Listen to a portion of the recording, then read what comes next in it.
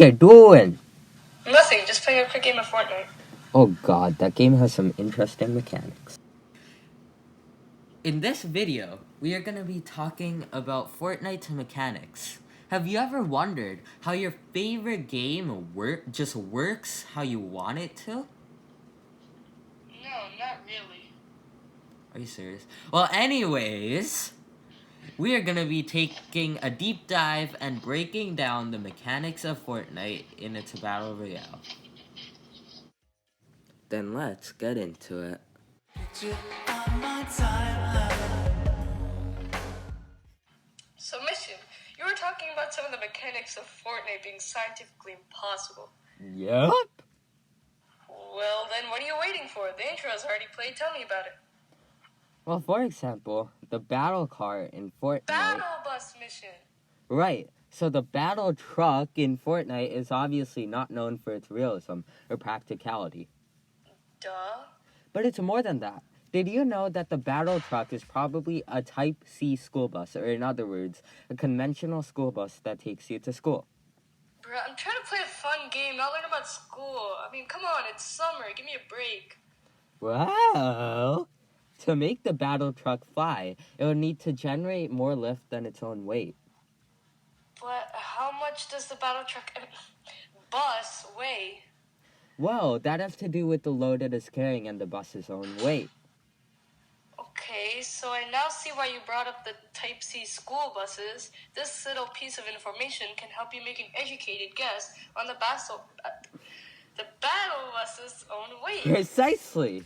You're not as dumb as you look. Wow. All Type C school buses weigh at least 10,000 pounds, although scat.org claims that Type C school buses weigh between 23,500 and 29,500 pounds.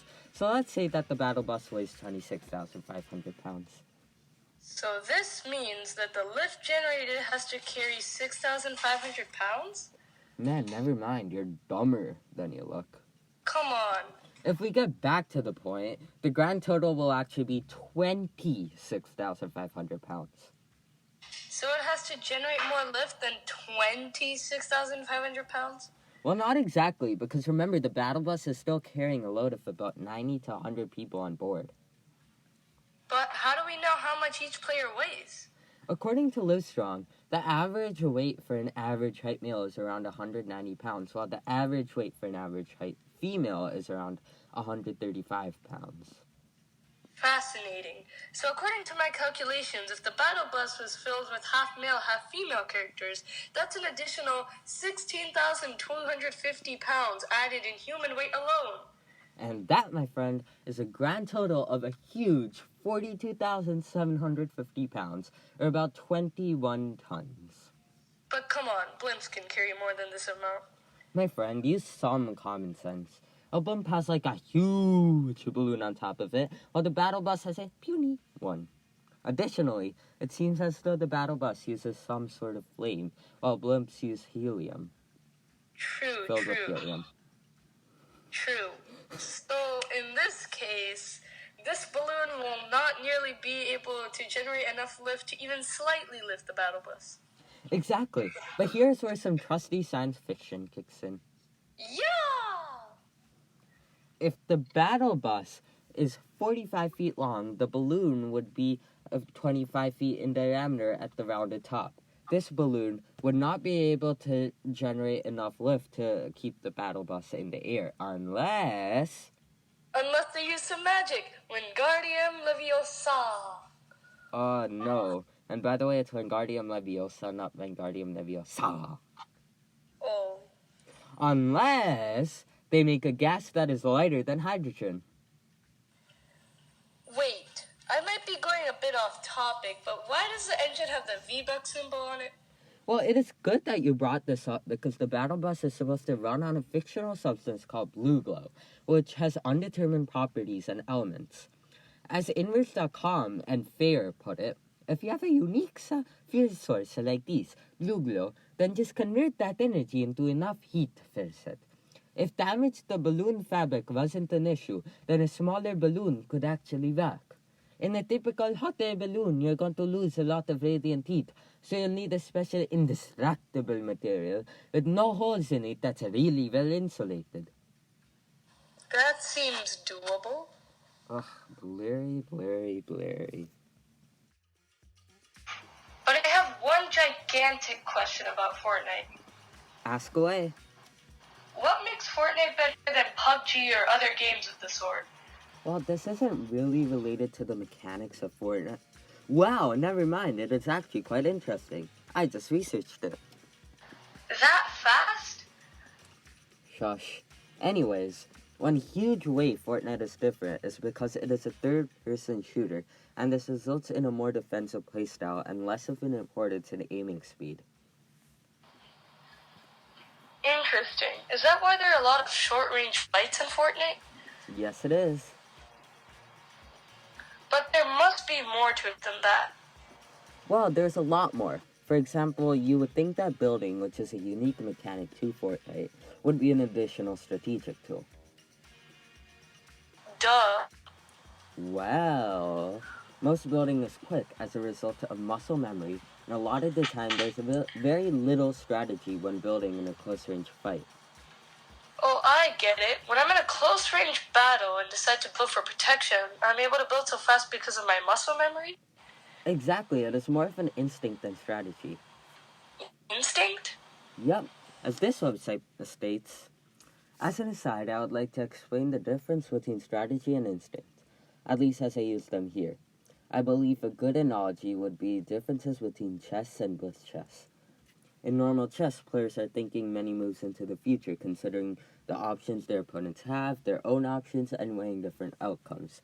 However, in blitz chess, because players have much less time to make decisions, they cannot do the same amount of planning. They rely on their knowledge of previous games, the shape of the board, and positions which are generally strong. This type of knowledge is what I mean by instinct.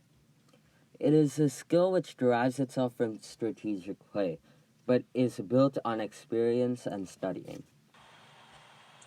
But when you say that there's not much strategy involved, it makes building seem much more less unique and much more lame.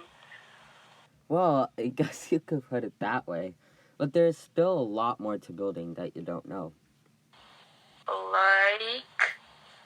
Did you know that building in Fortnite also makes the lean or peak mechanic easier for users compared to other Battle Royale based games? How? When you're building in Fortnite to lean or peak, there's a heavy visual difference compared to when you're just walking around or standing. Oh, I get it. In PUBG, when I'm leaning or peeking the screen, it just zooms in a little. But in Fortnite, there's a much bigger visual difference, and this makes it easier for the player to understand and use the lean/peek mechanic. Precisely. And I'm guessing building is easier in third person rather than first person? Yes. As this article put it, it is important to reiterate that building in Fortnite is usually instinctive and internalized as opposed to planned and weighed against other options. A strategic implementation of building in a game could be made with the core mechanic is building to gain third-person advantage. In this game, you would win any fight if you see your opponent before they see you. If you see each other at the same time, it could be a random death or you both die. The focus of the game would be carefully placing walls or ramps to maneuver in a way to stay in cover, and while trying to gain vision of your opponent. Oh, wow. It's so cool how one mechanic can affect other parts of the game in such big ways. I know, right? It really is cool. Okay, so on the topic of third-person view, can you tell me more about it? I sure can. With the third-person perspective, short-range combat is highly impacted, as both the players have a good idea on where the other is at all times and speed is needed. Yeah, I can't imagine how much harder close-range combat is in a first-person perspective. Yup, building also relieves a lot of the tension when moving across the map and into the safe zone. Yeah, it helps you build for cover. Exactly, and building actually reduces the importance of terrain navigation and the strategy involved in this. Interesting. Building seems to have a tremendous impact on battle royales. Yep. In fact, if Fortnite were to get rid of the building mechanic, it would solve a major problem in this game and make the game justifiably competitive. So now I'm understanding how building has bad effects on the game. Yep. Oh no! Caught in the end circle! On that topic of the end circle in other games gives a major advantage or disadvantage to some of the players. But this is completely eliminated in Fortnite because of cover building. Oh, this is what I found on the web. This overall reduction to the importance of terrain in combat poses interesting questions concerning level design. In other Battle Royale games, a map has to serve both fun combat and effective looting. However, because building removes the importance of terrain navigation, it gives designers more control by reducing the systems they need to balance in regards to loot placement across the map on a macro scale. This could be explored further by the developers, especially with tools like supply drops, to serve as a dynamic loot delivery system and the placement of vending machines relative to different material sources. Yup. Oh god, I have to hide. How do you know? Because I see someone else's build and I don't have good weapons yet. This brings up an interesting point. Let me guess. It is easier for players to track or hide from other players because of builds? Yup.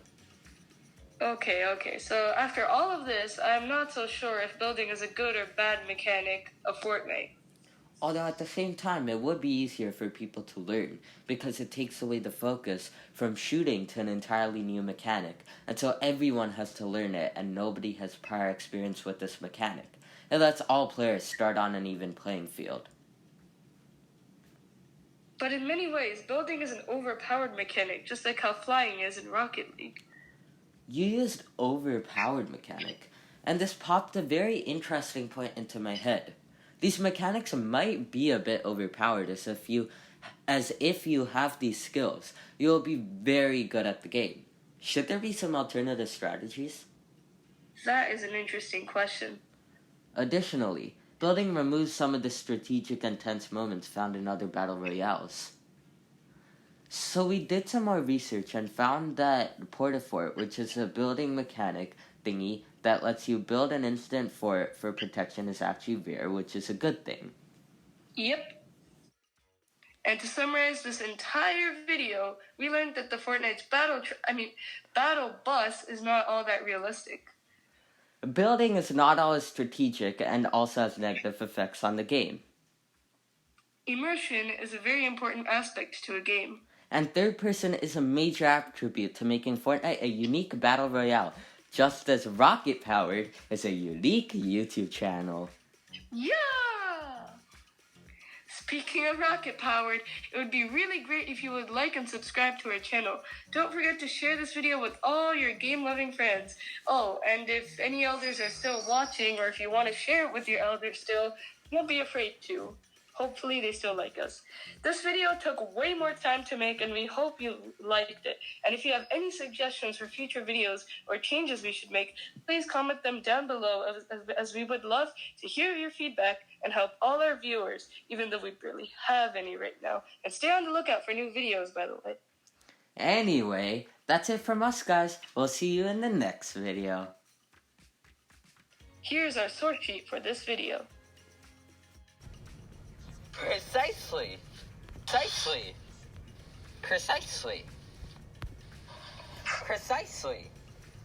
You're not as dumb as you look. Can you redo that? Oh my god.